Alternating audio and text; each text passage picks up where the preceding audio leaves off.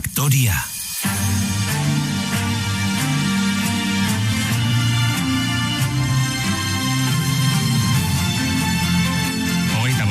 Goizeko 9:00 Mertxe Aizpurua, EH Bilduren bozeramalea, Espainiako Kongresuan gaur Faktorian gonbidatu, egunon. Egunon. Zer, San Ferminetaz gozatzeko aukerarik izan duzu? Bai, hasieran 6 eta 7 eta 8 ja etxera buelta hartu genuen, baina bai gustora. Bazaran zalea?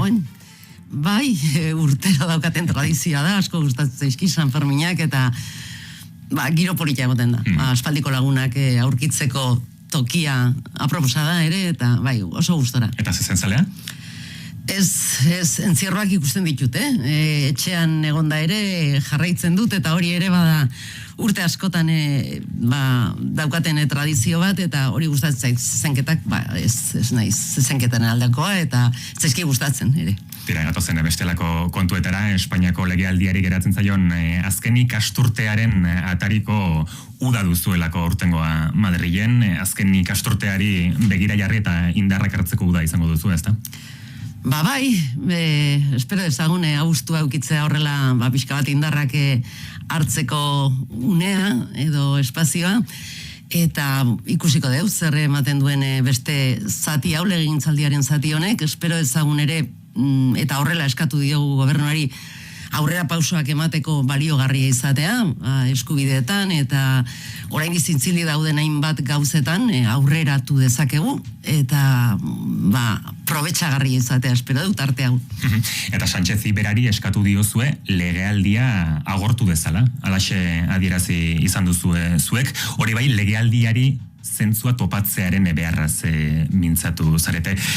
Gatozen konkrezioetara, zerk emango lioke zentzua legealdiari? Zer eskatzen diozue Sánchezi?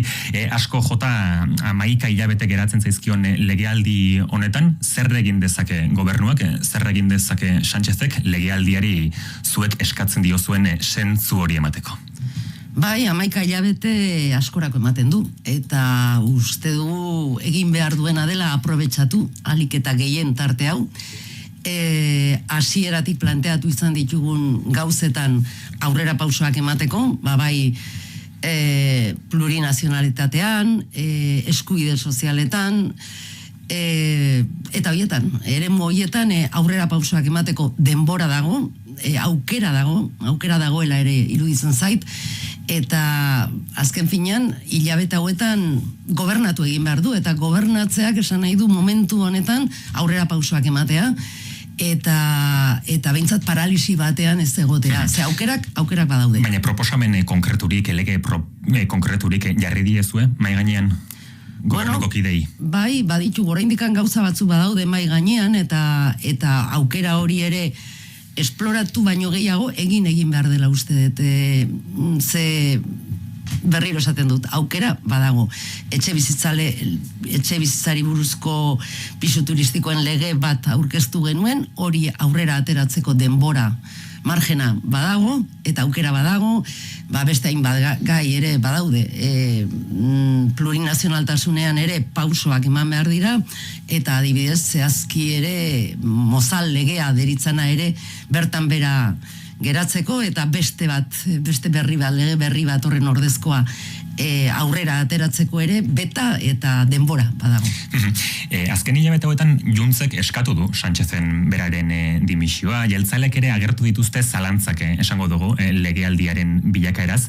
Sentitzen duzu egun honetan bazaretela zuek Sánchezen babesle nagusiak? Nik ez nuke esango Sánchez babesten dugunik edo Sánchezen gobernuaren babesleak garenik. Bai, uste dut oso arduratik hartutako erabakiak direla, eta aurrean daukagunari begiratuta eta erreperatuta hartutako neurriak direla, ez? Edo posizioa dela. Ez dut oso ondo ulertzen dut PPek eta Voxek hauteskundak aurreratu nahi izatea, beraien mesederako izango litzatekelako, ez dut uste beste alderdien aldetik horrelako jarrera bat planteatzea, zeren azken finean, zuke hauteskundeak aurreratu nahi balin badituzu, izaten da alternatiba bat badagoelako. alternatiba hori momentu honetan, eta bakarra dena da PP eta Voxen gobernu bat. Orduan ez dut oso ongi ulertzen zergatik horrelako jarrerak. Guk uste dugu aurrera egin behar duela legegintzaldi honek, ateak itxiz behar zaizkiolako eskuina eta ultraeskuina batuketa hori, ze azken finean gero eta nastuago dagoen zerbait da, gobernatzen ari dirain batokitan, badakigu zer ekarri lezakeen gure herriarentzat, Estatu Espainoleko biztanleentzat, eta hori inolaz ere ez dugu nahi. Azkenean, gure posizio honekin, Euskal Herritarrok eta gurekiko bereziki egin duten planteamentua jasotzea besterik ez da, hemen ez dugu nahi, PP eta Voxen arteko gobernu bat, ez dugu inolaz ere nahi gure bizitzan erabat aldatuko litzateken estenatoki baten aurrean egotea, eta horren arira hartako erabakia da eta posizioa da.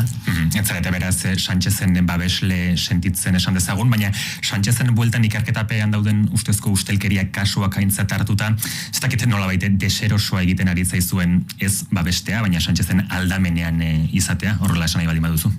Bueno, hor bereizi egin behar da, egia da naste borraste bat nahi izaten dela, edo dikotomia imposible bat jarri nahi dela mai gainean, esan ez edo korrupzioa, edo regenerazioa, edo, bueno, guk ikusten duguna da hemen atzetik badagoela horrelako operazio politiko bat, bultzada politiko bat nabarmena daukan operazio badela, horrek ez du esan nahi, babesten dugunik inolaz ere ez dugu babesten ustelkeri kasuak, uste dugu gai horretan tolerantzia zero izan behar duela, eta... Badirelako Sánchezen oso gertukoak ikerketapean daudenen artean, Sánchezek berak zerbait zekiela argituko balitz prozesu hauetan, epaiketa hauetan, aldatuko zenuke, arengan duzuen jarrera? Ikusteko dago, ez? Eta hori oraindik ez da gertatu, eta bere garaian emango balitz ikusiko genuke, eta erabakia horren baitan hartuko genuke. Baina gaur egun dagoena, eta ikusten duguna, da, egia da, ustelkeri kasuak balin badaude, bukaeraraino joan behar dela, eta bukaeraraino jotea ez du esan nahi bakarrikan salatzea, baizik eta aurrera begira ere neurriak hartzea, eta hori da eskatzen dioguna gobernuari, ez? Regenerazio politiko bat benetan behar den zerbait dela, Estatu Espainolean, hori begibistako zerbait da, beste alde batetik ere zaila iruditzen zaila edo sinesgaitza da, PP edo Voxen aldetik etorriko litzatekela regenerazio hori, inolaz ere ez litzateke hortik etorriko, beraz, dagoen aukera bakarra da, hortan sakatu, hortan indarra jarri, eta regenerazio demokratiko batean, demokratizazio errealaren baitan eta bide horretan neurriak hartzea. Hori, ez PPek eta ez Voxek ez dute egingo, beraz, PSOEri eskatu behar diogu, momentu honetan gobernuari eskatu behar zaion zerbait da eta horretan gaude. Bestelako kontuetan 29 urte dira gaur etak baitu eta tirokatu ondoren Miguel Ángel Blanco, Ermuko Peperen zinegotzia hiltzela, Kuka Gamarra, Pepeko buruzagiak esan du gobernura iritsiz gero espetxe onurak jasotzeko baldintzak zorroztu egingo dituztela, gaur egun zuen babesaren truke irteten direlako presoak lehenago. Sánchezek zuen babesaren truke ematen duen ordaina dela, ala esan du. Aurre ikusten duzu, etor daitekela, horrelako neurri zorrozterik? Bai, edo zer gauza gertatu daiteke. Baldin eta etorriko balia, ez, eta gobernatuko balute. Hori zalantzari gabe. Hainbat ere mutan ere, ez bakarrikan presoen baitan, baizik eta euskerari buruz, gure eskubidei buruz, dana rezentralizazio bat ekarriko litzateke, baina edo zein kasutan, nik uste Kuka Gamarraren deklarazioiek edo PPek eta beste batzuk egin dituzten deklarazioietan, azken egun hauetan, badagoena da horrelako, ez dakita, ignorantza bat edo horrela, lehen gertatzen ziren halako egoera zailak eta tristeak berriro errepikatzea, ez dakit horretaz bizi dira, argudio hoiekin mantentzen dira, eta azken finean hemen gertatu danaren errelato bakarra egin nahi dute, ez joera hori nabarmena da, hori da lortu nahi dutena, baina bueno, guk garbi dugu, hemendik aurrera ere gauzak bere honetik joateko bide hau jarraitu behar dugula, eta demokratizazio horren baitan ere, elkar bizitza ere badagoela, eta elkar bizitza egin behar dela, ez. Orduan, erabat kontrako jarrerak dira, dauzkatenak, eta bai, etorri ditekela, noski, etorri ditekela. Dena dela presoen gaiakin egiten ari direna, da legea bete, besterik ez. Lege aldaketak aipatzen hasita, Erne polizia sindikatuak, Ertzaintzaren sindikatuak jakinarazi du Eusko Legebiltzarrean ordezkaritza duten alderdiekin hasi dituela hartu emanak poliziaren aurkako erasoak eta errespetu faltak areagotu direlako, eta haiek gogorrago zigortu nahi dituzte, zigor kodea aldatu nahi dute, hori kongresuak egin beharko luke. Ikusten duzu, horretarako premiarik? Zigor kodea nik uste nahiko tajuzkoa dela, ez esatagatik agian pasa egiten direla ere zenbait artikulotan, eta uste jarrera horiek eta bultzada horiek ez direla jendearen eskubiden alde baizik eta justu kontra eta gizartearen kontra juten dianak, ez? Tendentzi bat nabarmena dago hainbat alderdiengatik eta hainbat sindikatuengatik ere, punitibismoaren aldekoa, eta zigorkodeak dana konponduko balu bezala. Zigorkodeak ez du dana konpontzen, hemen gizartean neurriak hartu behar dira, elkar bizitzarako eta nolabaiteko ere pedagogi demokratiko bat ere egin behar da, eta gai honetan bereziki, ez? Ertzaintzaren alderdi batzuk eta sindikatu batzuk instrumentalizatu egiten dute gauza guzti hauek, eta gertatzen diren, egia da, gertatzen direla eta neurriak hartu behar direla, baina kode penalaz oraindikan gogorragoa jartzea ez du lagunduko, aldiz ere kontra egin dezakezen bai momentutan. Eta bestelako neurririk bai, Ertzaintzaren kontrako eraso horiei edo Ernek aipatzen dituen eraso horiei aurre egiteko? Nik uste pixka bat, ez dakit, auspotzen ari dela edo zabalkunde gehiegi ematen ari zaiola benetan gertatzen ari danari, ez. Gogoratzen nahi, zoen dela hilabete batzuk, festak iskanbilatsuak izango zirela, gatazkatsuak izango zirela, dirazizuela barne saileko sailburuak, festak pasadira, San Juanak pasadira, San Pedroak pasadira, Usurbilen Santa Isabelak pasadira, San Ferminak pasatzen ari dira, eta istilurik ez da egon, ez? Orduan EGKS eta Ernairen arteko iskanbila hori iragarri zutenak, ez zuten, ez da gertatu, ez da gertatzen ari, eta bueno, ez dakit... Beraz, ardura gabe jokatu altzuen, segurtasun saiak? Nik uste pasa gintzala, pixka bat, ez? Iragarpen hori egiterakoan, ez dakit zer lortu nahi zuen, baina egia esan ez da gertatzen ari, ez? Ez da gertatzen ari, eta bueno, hainbat, ez dakit eginkizun edo gertakari eman dira, egia esan inork ikusi ez dituen pintadari buruz hitz egiten aritu gara, ustezko eraso batzuk ere nahiko komplikatuak direla eta ziurtagasun gehiegirik ematen ez duten erasoietaz ere aitu geha izketan. Nik uste guzti honekin Ertzaintza ere instrumentalizatu nahi dutela konfrontazio politikoerako, eta hori oso larria eta arriskutsua iruditzen zaitez.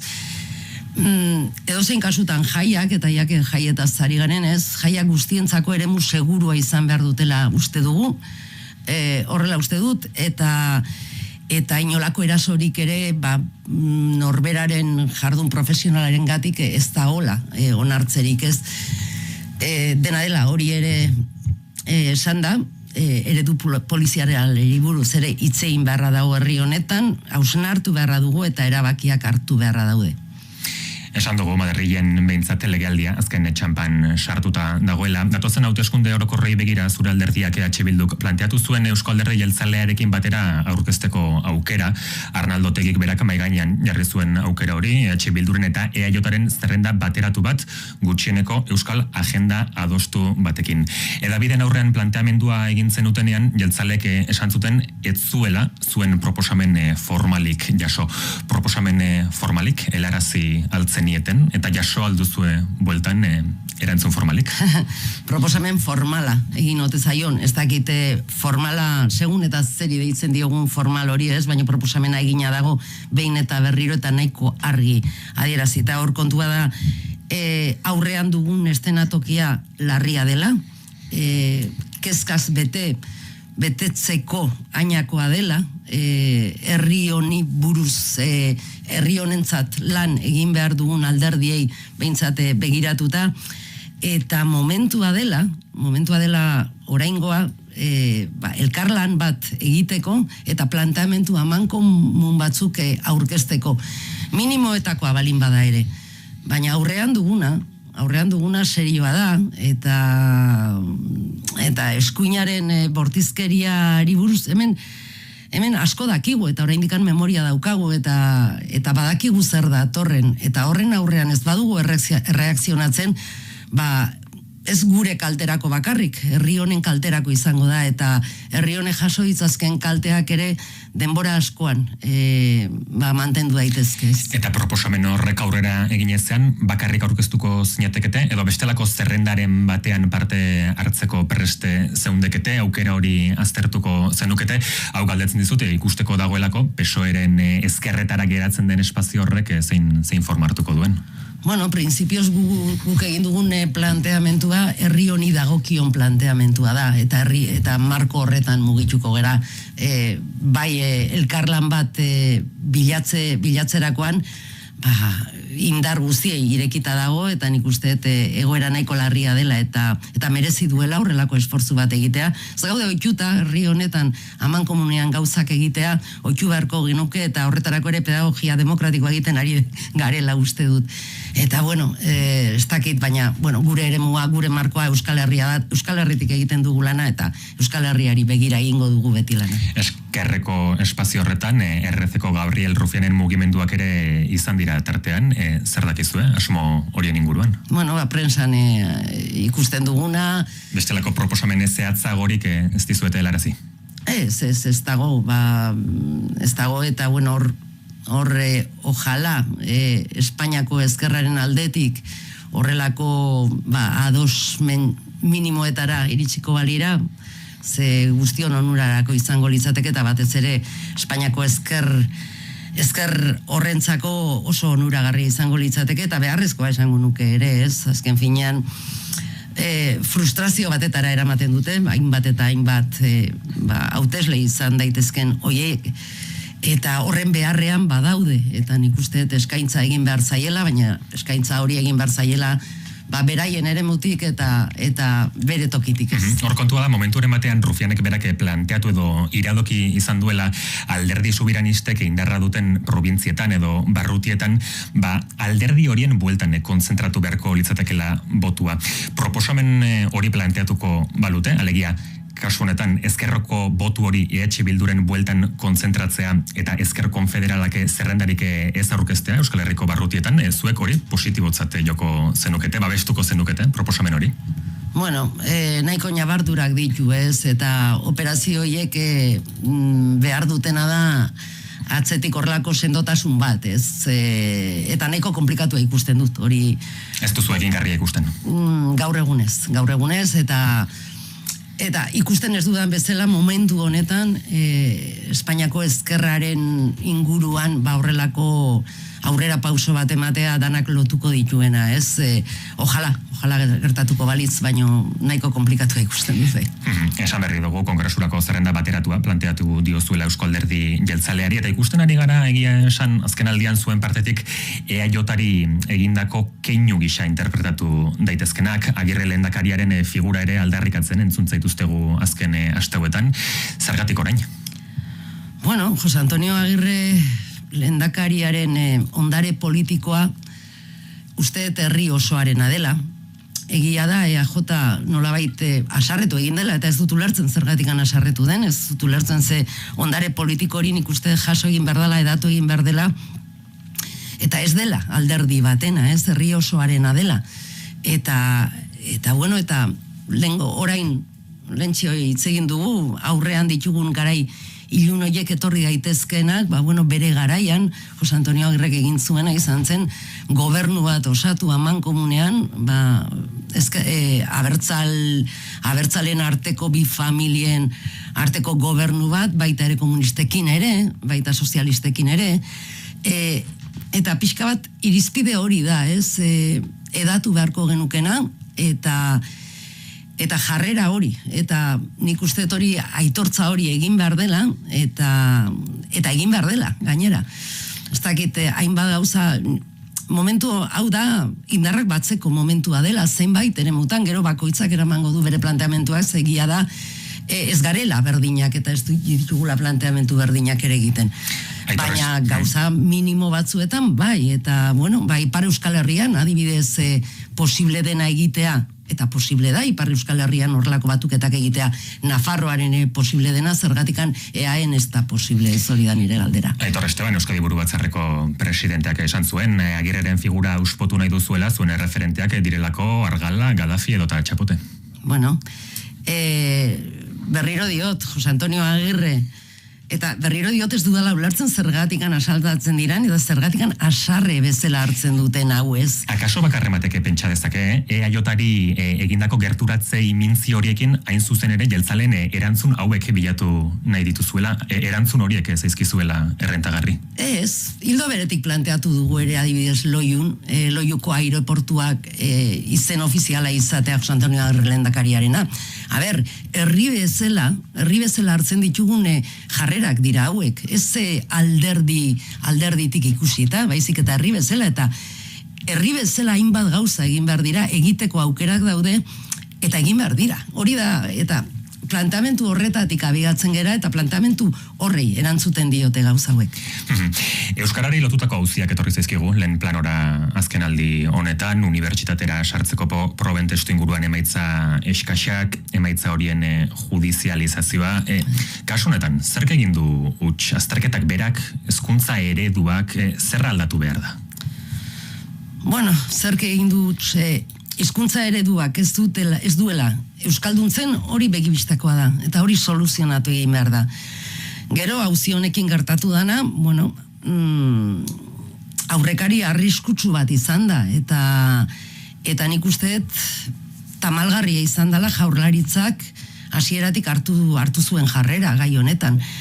Errektoretza seinalatuz, aztertzaileak, zuzentzaileak seinalatuz ere, eta nik uste gaizki jokatu dula, ez dula ez diola ondo heldu gaiari, eta Euskal Herriko Unibertsitatea igatzeko eta euskera, eta unibertsitate publikoaren alde egin beharrean, justu kontrakoa, bintzat ez dute defendatu, ez? Herriak behintzat aldiz bai, herriak nik uste herritarrek ikusi dutela ze gertatu den, ikusi dutela etzeola eskubiderik horrela jokatzeko euskararen aurka, eta, bueno, nik uste da aipagarria dela eta gauza onak ere aipatu behar direla, eta 12.000 baino gehiago sinadura denbora rekor batean lortu zuten zuzentzaileak beraien alde jartzea, eta nik tamalez ikusten dudana da, hau ez dela isolatua, hau ez dela episodio bakar bat, baizik eta auspotzen den zerbait dela euskararen kontra eta horrelako barrera bat eraiki beharrian, beste zerbait tamalez, beste jarrera batzuk hartu direla Jaurlaritzatik, eta nik uste orain pixka bat aldatzen ari dela, baina daukaten isiltasuna gai honetan ez da onargarria. Euskarari lotuta azken egunetako kontua da, Espainiako Auzitegi Konstituzionalak ez duela ebatziko Euskal Autonomia Erkidegoko hizkuntza eskakizunen derrigortasuna, lanpostu guztiek hizkuntza eskakizunen jakin bat izatea konstituzioaren kontrakoa ote zen argitzeko eskatu zion Euskadiko Justizia Auzitegi Nagusiak, eta konstituzionalak esan du ez dagokiola berari hori erabakitzea. Ikusten duzu aukera gisa edo arriskuan jarraitzen dute hizkuntza eskakizunak? Bueno, berri ona da, alde batetik berri ona izan da, ez ebatzi izana, konstituzionala, kontrako erabakiak dinamidatu ingo lukarako ja gaur egun euskararen egoera nahiko komplikatua dagoena edo nahiko aula dagoena, judizialki esan nahi dut, Eta egin behar duguna da, euskera, hizkuntza nazional bezala estatus juridikoa lortzea, hori da egin behar dena, eta oraindik asko dago egiteko, eta egin behar da, hori da, dagoena, zintzilik eta pendiente dagoena. Bukatzeko, eta esan dugulako, Espainiako legegintzaldia amaierara iristen ari dela, datozen hauteskunde orokorretan, errepikatuko zenuke, izango zara berriro hautagai? Bueno, oraindik denbora dago, horretarako denbora falta da, hilabete batzuk badaude, lanean jarraituko dugu, eta oraingoz atope lan horretan, eta gauzak gure herriaren alde egiteko asmo guztiarekin, eta seguru beste elkarrizketa batzuk egongo direla, tartea egongo da berriro gai honetaz hitz egiteko. Mertxe Aizpurua, Bilduren bozeramalea Espainiako Kongresuan, eskerrik asko gaur Euskadi irrati publikora etorri eta zalpen hauek emateagatik. Eskerrik asko zuei. Goizeko 9:00 iritsi gara.